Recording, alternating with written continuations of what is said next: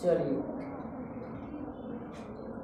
Hello dear, आप सभी कैसे हैं? मैं सोचता हूं कि आप ठीक होंगे, स्वस्थ होंगे, मस्त होंगे। आज एक और वीडियो आपके सामने है जिसमें एमीन यानी नाइट्रोजन युक्त कंपाउंड पढ़ेंगे हम लोग। और इसमें कुछ ऐसी टॉपिक होगी जो बोर्ड के हिसाब से बहुत ज़्यादा महत्वपूर्ण होगी। तो सबसे पहले हम चर्चा करें कि जो हमारा नाइट्रोजन एलिमेंट है, कौन? नाइट्रोजन। अगर यह कार्बन के साथ लग जाता है, किसके साथ? कार्बन के साथ लग जाता है, तो इसको हम नाइट्रोजन युक्त कार्बनिक कंपाउंड बोलते हैं। नाइट्रोजन युक्त कार्बनिक कंपाउंड। तो नाइट्रोजन युक्त कार्बनिक कंपाउंड कितने होते हैं, इसकी अगर थोड़ा सा चर्चा करें तो एक दृष्टि देख लिया जाए यहाँ पर। जैसे अगर हम बात करें, कार्बन के साथ नाइट्रोजन लग जाए तो Cn, ऐसे पढ़ते हैं इसको हम कहते हैं साइनाइड। क्या कहते हैं? साइनाइड। और अगर यही नाइट्रोजन पहले हो जाए, कार्बन बाद में हो जाए, इस तरीके से, तो इसको बोलते हैं नाइट्राइल। क्या बोलते हैं? नाइट्राइल बोलते हैं, या फिर इसी को कहते हैं आइसोनाइट्राइल या साइनाइड बोलते हैं। इसके बाद और देखा जाए, नाइट्रोजन अगर ऑक्सीजन के साथ जुड़ गया कुछ इस तरीके से, तो इसको बोलते हैं नाइट्रो। क्या बोलते हैं? नाइट्रो बोलते हैं। और अगर देखा जाए, मान लीजिए कि एक ऑक्सीजन इधर हो जाए, नाइट्रोजन इधर हो जाए, इस तरीके से अगर कोई कंपाउंड बना है तो इसको बोलते हैं ओ नाइट्रो या फिर ओ नाइट्राइटो। और देखा जाए, अगर मान लीजिए NO होता है तो इसको बोलते हैं नाइट्रोसो। और देखा जाए कंपाउंड, तो और अगर देखें, और में आपका अगर हम N की बात करें तो N नाइट्रोजन के पास 3 और 5 संयोजकता होती है। अगर एक संयोजकता R से संतुष्ट हो गई, बाकी H से, तो इसको एमीन बोलते हैं। क्या बोलते हैं? एमीन। और कौन सी एमीन बोलते हैं? 1 डिग्री यानी प्राथमिक एमीन। दूसरी अगर बात करें, अगर हम N की 2 संयोजकता को R से बैलेंस कर देते हैं तो ये हमारा क्या हो जाता है? द्वितीयक एमीन यानी सेकेंडरी एमीन। और अगर तृतीयक देखा जाए तो हम तीनों अगर H को हटा करके R लगा देते हैं तो ये हमारा तृतीयक एमीन यानी टर्शियरी एमीन हो जाता है। टर्शियरी एमीन, ठीक है।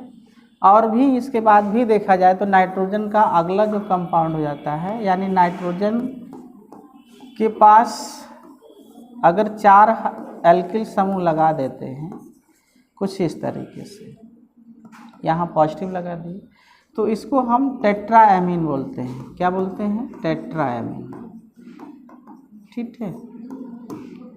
तो इस तरीके से हम आपको यहाँ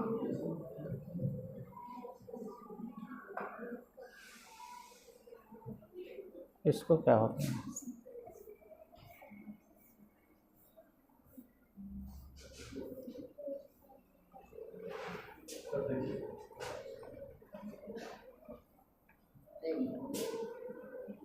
ठीक।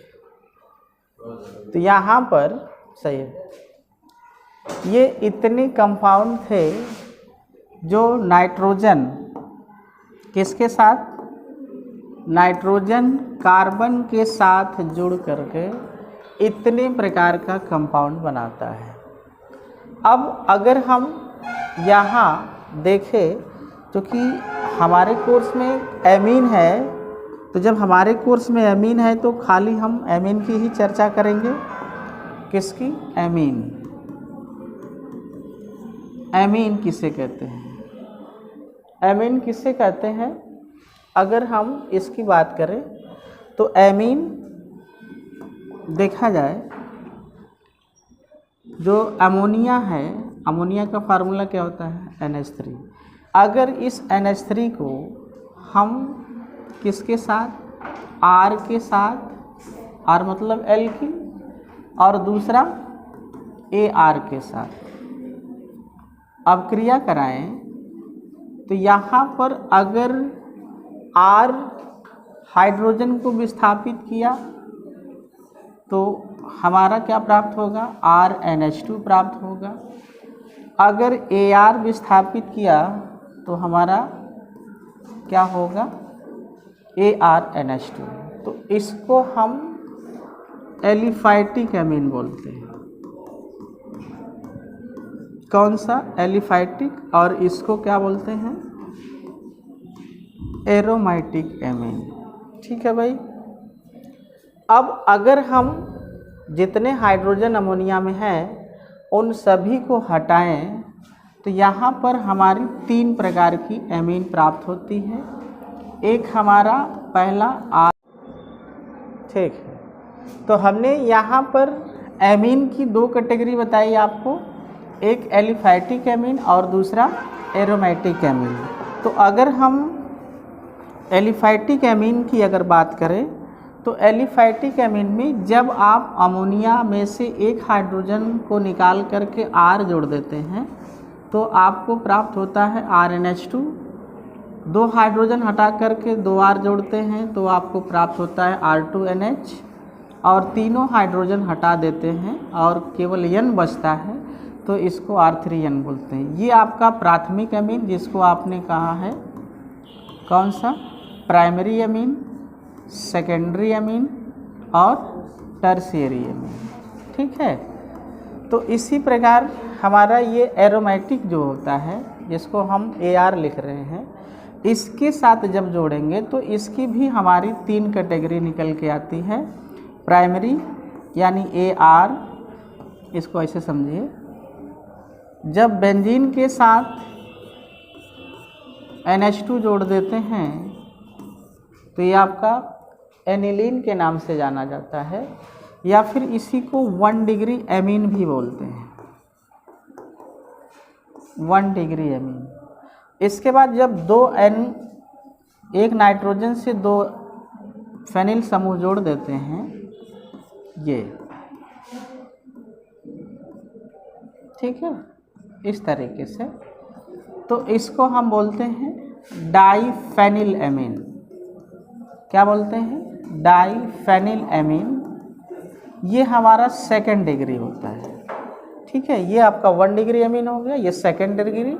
और इसी तरीके से यदि आप N से 3 फेनिल समूह जोड़ देते हैं इस तरीके से,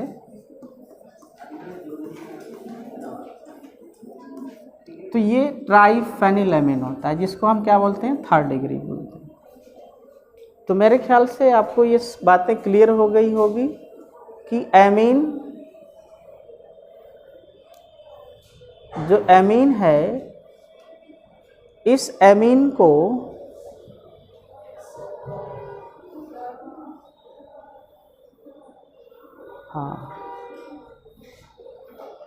कहाँ चला जा रहा है भैया?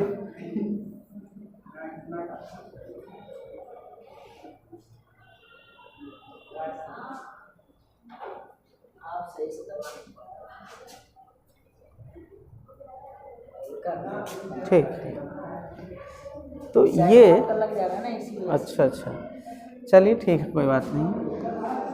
तो ये आपको 2nd डिग्री, ये 3rd डिग्री। तो टोटल अगर मैं एमीन की बात करूँ, एमीन किसे कहते हैं? उसकी अगर परिभाषा की बात करूं तो परिभाषा एमीन, एमीन किसे कहते हैं? तो एमीन किसे कहते हैं? हम सीधे सीधे बता सकते हैं कि अमोनिया यानी NH3 का एल्किल व्युत्पन्न, एल्किल व्युत्पन्न क्या कहलाता है? एमीन कहलाता है। एल्किल व्युत्पन्न क्या कहलाता है? एमीन कहलाता है। क्योंकि हमने आपको बताया कि जो नाइट्रोजन है उसके साथ जो हाइड्रोजन लगा हुआ है, ये अगर आप इसका किसके साथ, RX के साथ अप्रिया कराते हैं तो यहाँ से HX निकल करके ये क्या बनाएगा? RNH2, यानी ये X और ये H निकल जाएगा, तो ये प्राथमिक बन जाएगा। फिर इसकी अप्रिया अगर हम RX के साथ कराते हैं तो ये हाइड्रोजन इसके साथ निकल जाएगा, R2N बन जाएगा H। अब इसके बाद फिर इसका अगर हम जो है एल्किल हाइलाइड के साथ क्रिया देते हैं तो ये हमको क्या प्राप्त हो जाता है? टर्शियरी एमीन प्राप्त होता है। तो इस तरीके से हमने क्या कहा? हमने आपको बताया कि अमोनिया का एल्किल व्युत्पन्न क्या कहलाता है? एमीन कहलाता है। ठीक है, अच्छा जी। अब यहाँ पर अगर इसके हम नामकरण की बात करें तो नामकरण में, नामकरण हमारा दो तरीके का होता है, एक ट्राइवियल सिस्टम होता है और एक IUPAC होता है। तो IUPAC में अगर हम बताएं तो नामकरण के लिए आप एल्केन -E करिएगा और लास्ट में एमीन जोड़ दीजिएगा, क्या हो जाएगा? एल्केनामीन, एल्केनामीन हो जाएगा। जैसे एग्जाम्पल कुछ दिखा दें, एग्जाम्पल की बात करें, CH3NH2 क्या बोलेंगे? एक कार्बन है, एथिन कहेंगे, एमीन जोड़ देंगे, क्या हो जाएगा?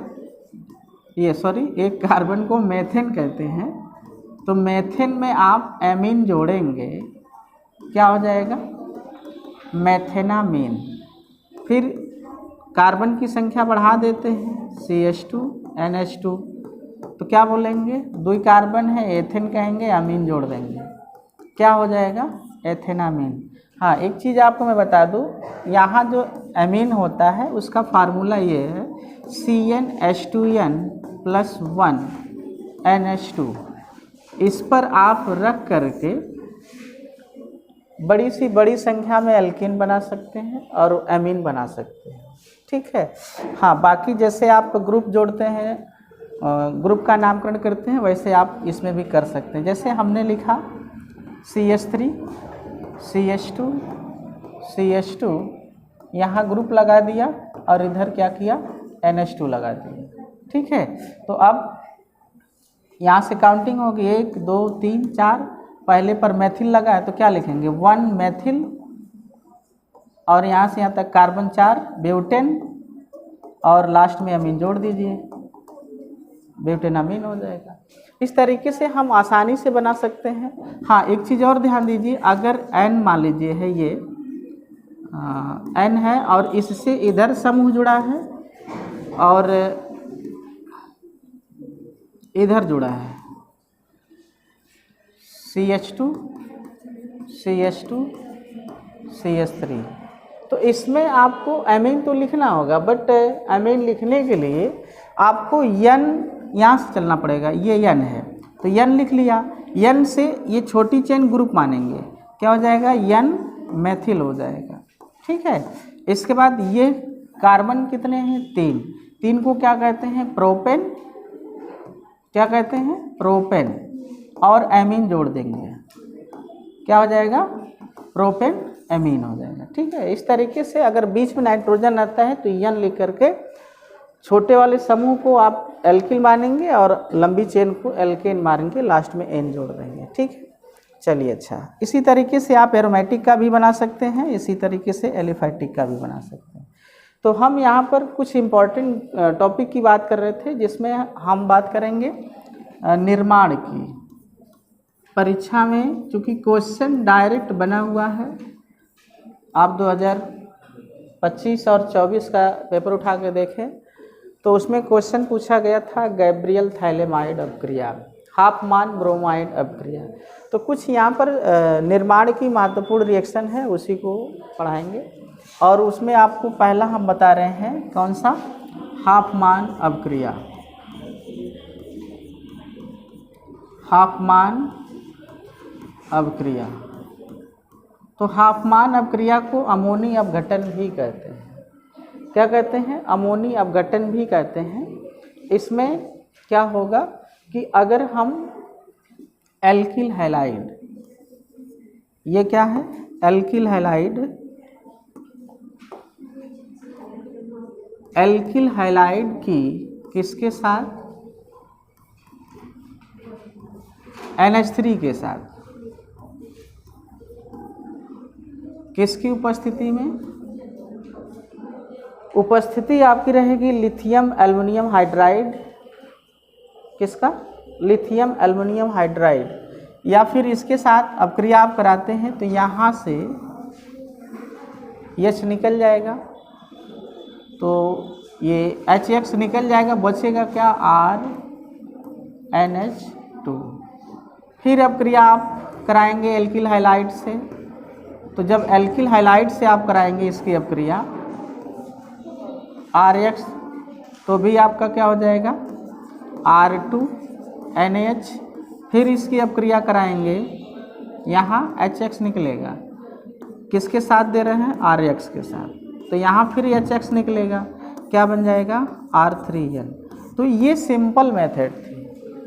इस सिंपल मेथड के द्वारा यहाँ पर सेकेंडरी अमीन, प्राइमरी अमीन और टर्शियरी अमीन प्राप्त हो रही है। हम इन तीनों के द्वारा क्या किए कि प्राथमिक, द्वितीयक, तृतीयक अमीन बना लिए। तो अब इसकी डेफिनेशन क्या देंगे, अमोनिया, ये हाफमान अपक्रिया की। तो हाफमान अपक्रिया में जब एल्किल हैलाइड का अमोनिया के साथ अपक्रिया कराते हैं तो प्राथमिक एमीन, अगर एल्किल हैलाइड की मात्रा अधिक ले लेते हैं तो द्वितीयक और तृतीयक एमीन प्राप्त हो जाती है। इस प्रकार की अपक्रिया को हाफमान अपक्रिया कहते हैं। फिर से सुनिए, जब एल्किल हैलाइड का अमोनिया के साथ अपक्रिया कराते हैं तो प्राथमिक एमीन प्राप्त होती है। यदि एल्किल हैलाइड की मात्रा अधिक ले ली जाए तो उससे हमको द्वितीयक एमीन और तृतीयक एमीन भी प्राप्त होती है। तो यहाँ पर हमने किसकी मात्रा अधिक लिया है, एल्किल हैलाइड का। अगर हम यहाँ अमोनिया की मात्रा अधिक ले लेंगे तो इस अपक्रिया को अमोनी अपघटन भी बोलेंगे। क्या बोलेंगे, अमोनी अपघटन, अपघटन, ठीक है, अमोनियालिसिस जिसको बोलते हैं, ये अपक्रिया कहलाएगी। ठीक है, अच्छा जी, अब दूसरी अपक्रिया देख लेते हैं। दूसरी अपक्रिया आपकी है मेंडियस अपक्रिया। कौन सी है, मेंडियस, मेंडियस अपक्रिया, ये भी एग्जाम में पूछी गई हेडिंग होती है। तो मेंडियस अपक्रिया में क्या होगा कि हमको जो है मेथिल साइनाइड, मेथिल साइनाइड, इसका करना है अपचयन। क्या करना है, अपचयन करना है। 4 मॉलिक्यूल ले लेते हैं, किसकी उपस्थिति में, lithium aluminium hydride, lithium aluminium hydride या फिर सोडियम और एथेनॉल। ठीक है, इसकी उपस्थिति में जब अपक्रिया कराते हैं तो ये जो 4 हाइड्रोजन आपको दिख रहे हैं, ये 2 हाइड्रोजन इसके साथ चिपक जाएंगे और 2 हाइड्रोजन इसके साथ, तो बनेगा क्या, CH3 CH2 NH2। तो यहाँ पर ये हमको एथिल एमीन प्राप्त हो गया, जिसको हमने प्राथमिक एमीन कहा है। तो अब थियरी में क्या दोगे, थियरी में जब आप देंगे क्या कि जब एल्किल साइनाइड का, ये मेथिल साइनाइड है, कौन सा है, मेथिल साइनाइड, मेथिल साइनाइड का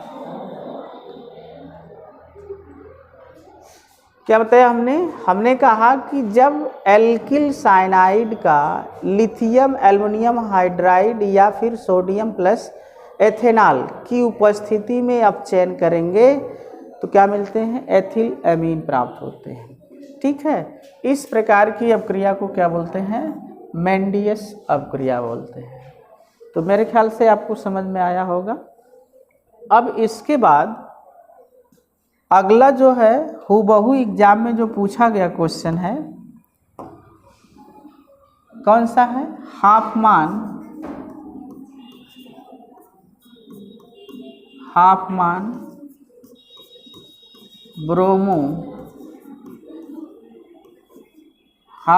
ब्रोमोमाइड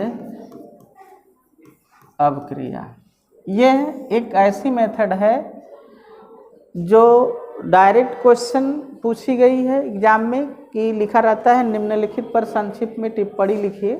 तो हाफमान ब्रोमोमाइड अपक्रिया और थैलेमाइड अपक्रिया, ये दोनों क्वेश्चन, एक गैब्रियल थैलेमाइड, दोनों क्वेश्चन सीधे एग्जाम में पूछे गए हैं।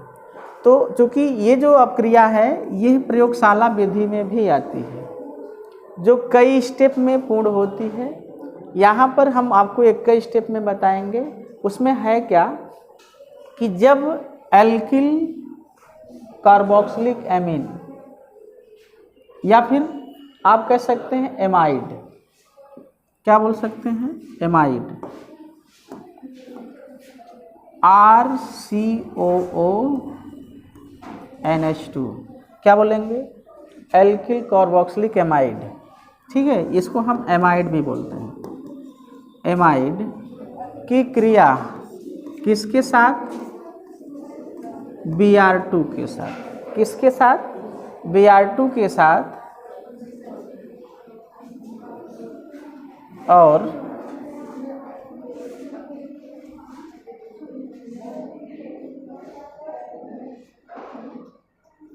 इतना बड़ा कैसे हो जा रहा है जी,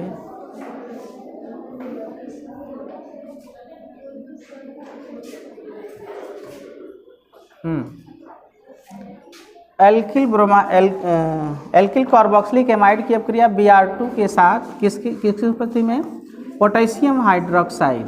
छोटा करिएगा सर इसको,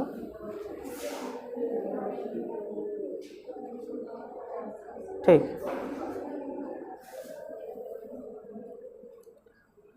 तो जब एमाइड की अपक्रिया Br2 के साथ पोटेशियम हाइड्रोक्साइड क्षारीय माध्यम के साथ अपक्रिया कराते हैं तो अब देखो यहाँ से RNH2 अलग हो जाएगा, क्या बन जाएगा, RNH2, ये आपका एमीन प्राप्त हो गया।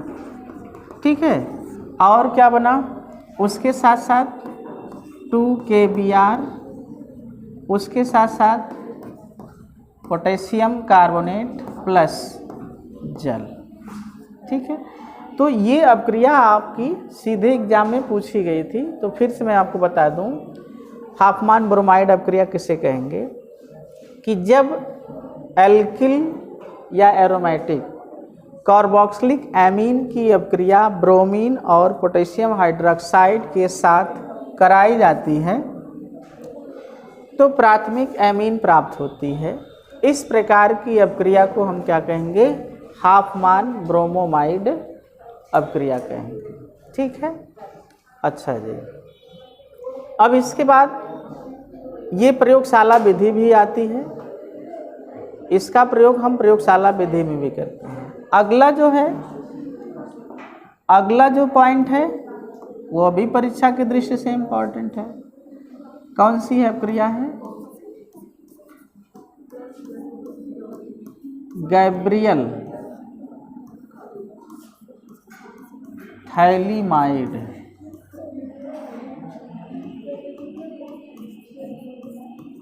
गैब्रियल थैलीमाइड अपक्रिया,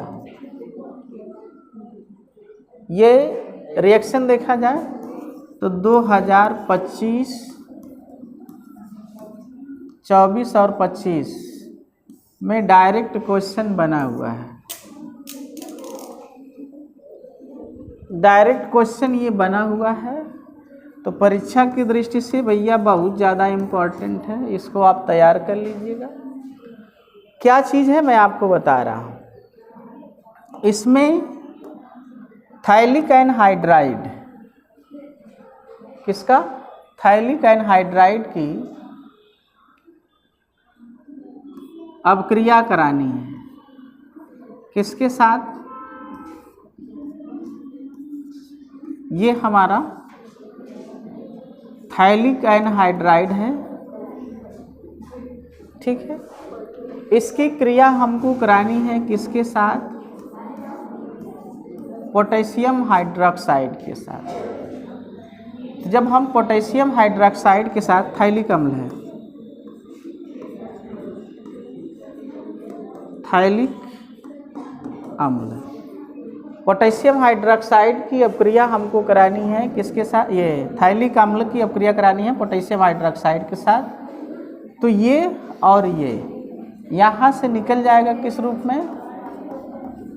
जल के रूप में। तो बनेगा क्या? पोटेशियम थाइलिक अम्ल, N के क्या बनेगा? पोटेशियम थाइलिक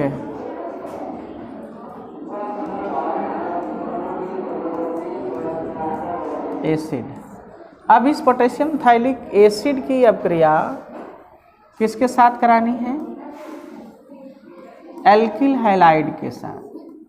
तो जब एल्किल हैलाइड के साथ कराएंगे तो ये पोटेशियम और एल्किल, ये हैलाइड निकल जाएगा। क्या बनेगा?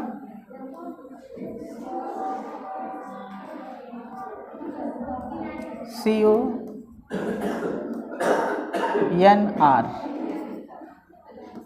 N एल्किल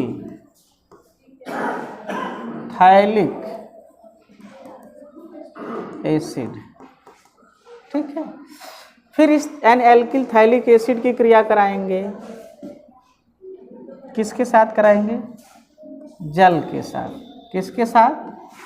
जल के साथ। इसका जल अपघटन कर दीजिए, तो HOH, 2 मॉलिक्यूल ले लेंगे। इसको जब हम अपक्रिया देंगे तो यहाँ से R और यहाँ से 2H, क्या बन जाएगा? RNH2। ये हमारा एमीन प्राप्त हो गया, ठीक है। अब उसके बाद क्या बना? प्लस, ये बेंजीन रिंग, इसके बाद COO थाइलिक एसिड। अब एक बार पुनः देख लिया जाए सबको।